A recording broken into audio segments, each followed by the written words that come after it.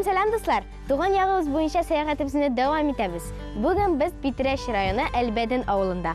Бу авылда Советлар Союзы герое Петр Михайлович Гаврилов туган. Сәлам достар!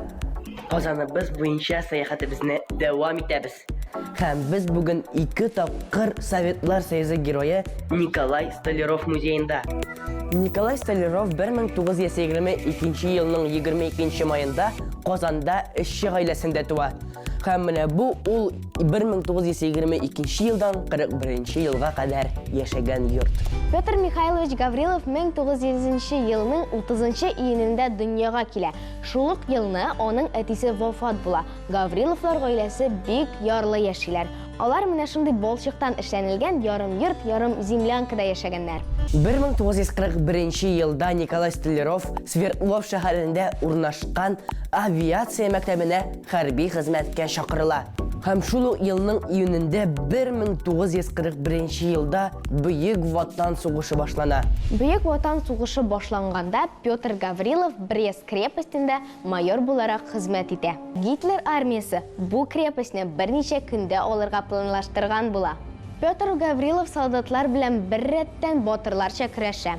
Һәм хәлсезләнеп, бер үзе атлар абзарында кала. Соңгы гранатасын ыргыткач, аны пленга алалар. Ул вакытта инде ул ярым үлем хәлендә була. Немец генералы мондый батырны үтерергә ярамый ди. Аны юындырырга һәм госпитальгә салырга боера. Һәм аның батырлыгын үзенең солдатларына үрнәк итеп күрсәтә. Сугышчан очышлары вакытында Николай Столяров 2 истребитель, 1 бомбардировщик, 52 танк, 24 немец батареясы, 200-дән артык автомашина һәм склад, җирдә торган 5 самолетны юкка чыгара. Ә инде Советлар Союзы герое исеме Гавриловка бары тик 1957 елда бирелә. Николай Столяров Татарстанда 2 тапкыр Советлар Союзы герое исеменә лаек булган бердән-бер шәхес. Ил буенча алар 104 кеше. Сугыш беткәннән соң Гаврилов туган ягына кайта, ләкин монда озак булмый.